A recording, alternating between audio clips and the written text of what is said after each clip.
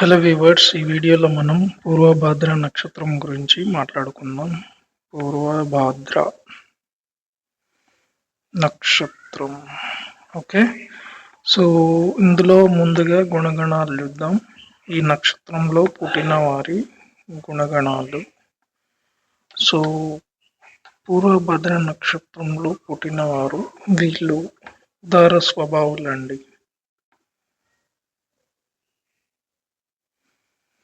Plus జ్ఞానవంతులు,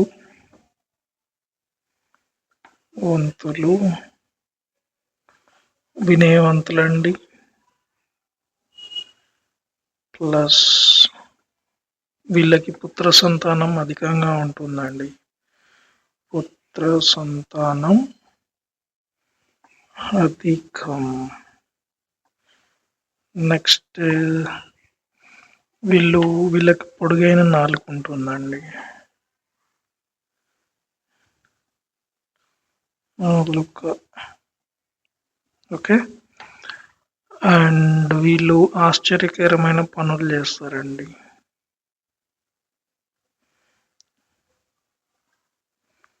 పనులు. Plus వీళ్ళకి పొడగరి శరీరం ఉంటుందండి. ఓకే, శరీరం. ఓకే, సో ఇవండి పూర్వభాద్ర నక్షత్రంలో పుట్టిన వారి గుణగణాలు. ఇప్పుడు మనం పాదాల గురించి మాట్లాడుకుందాం. ముందుగా 1వ పాదం. ఇది 1వ పాదం పూర్వభద్ర నక్షత్రం. ఇది కుజుడిదండి. సో కుజుడిది. ప్లస్ వీళ్ళు ఎలాంటి వాళ్ళు అంటే వీళ్ళు ఉద్యోగస్తులండి. ఉద్యోగం చేస్తారు. అంటే వ్యాపారం కాకుండా, బిజినెస్ కాకుండా ఉద్యోగం మీదే స్థిరపడతారు. ప్లస్ వీళ్ళు విష్ణు పూజా పరులండి. విష్ణు పూజా పరులు. ఓకే, ప్లస్ వీళ్ళు భోగులు కూడా అండి. భోగులు. ఓకే, భోగాన్ని అనుభవిస్తారు. సో ఇప్పుడు 2వ పాదం పూర్వభాద్రలో 2వ పాదం.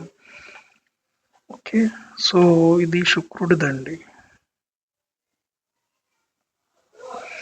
సో శుక్రుడిది. వీళ్ళు సాహసవంతులండి. ప్లస్ వీళ్ళు మంత్రోపాసకులు కూడా అండి. మంత్రోపాసకులు. ఇంకా వీళ్ళు రాజ విరోధులుగా ఉంటారండి.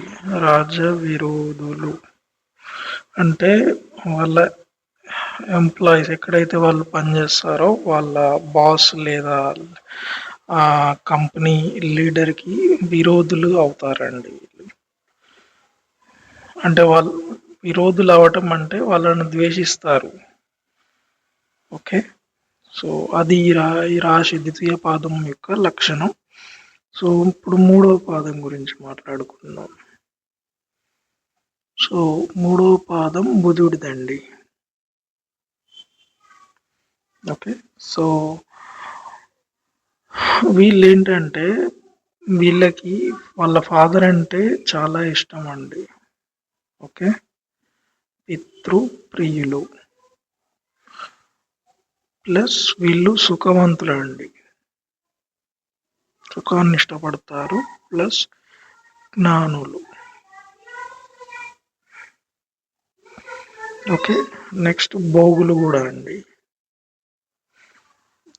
ఇప్పుడు 4వ పాదం.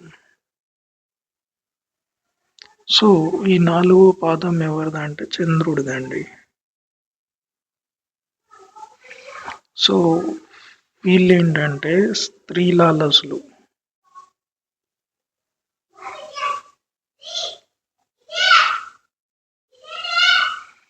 ఓకే, ప్లస్ వీళ్ళు అందరి చేత పూజింపబడతారు.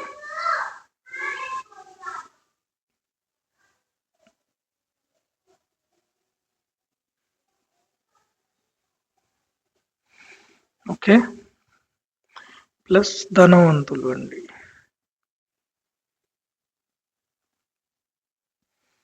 వీళ్ళు ఇంకా మాతృసేవా తత్పరులండి. మాతృసేవా తత్పరులు. ఓకే. సో ఇవండి పూర్వభాద్ర నక్షత్రంలో ఉన్న 1వ పాదం, 2వ పాదం, 3వ పాదం, 4వ పాదం. సో ఇప్పుడు మనం ఓవరాల్గా చూసుకుందాం పూర్వభాద్ర వాళ్ళకి ఎలా ఉందో. సో ఈ పూర్వభాద్ర నక్షత్రంలో జన్మించిన వారు 16 సంవత్సరాల గురు మహాదశతో మొదలవుతుందండి. మహాదశ జననం. ఓకే. నెక్స్ట్ ఏంటంటే 19 సంవత్సరాలు మళ్ళీ శని దశ ఉంటుంది. 19 సంవత్సరాల శని దశ ఉంటుంది. ఓకే. సో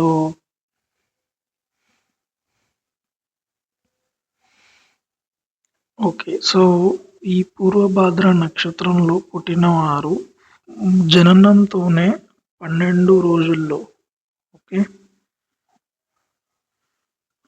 వాతపీడ ఉంటుందండి. నెక్స్ట్ మళ్ళీ 3వ ఏట జ్వరపీడ.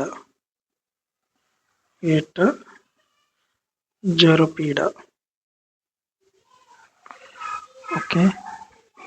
మళ్ళీ 4వ ఏట నీటిగండం అండి. 4వ ఏట నీటిగండం. ఓకే.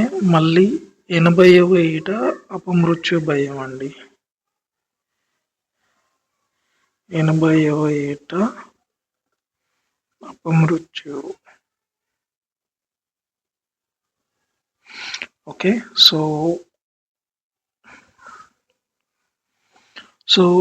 80వ ఏట అపమృత్యు భయం ఇది ఒకవేళ దాటితే,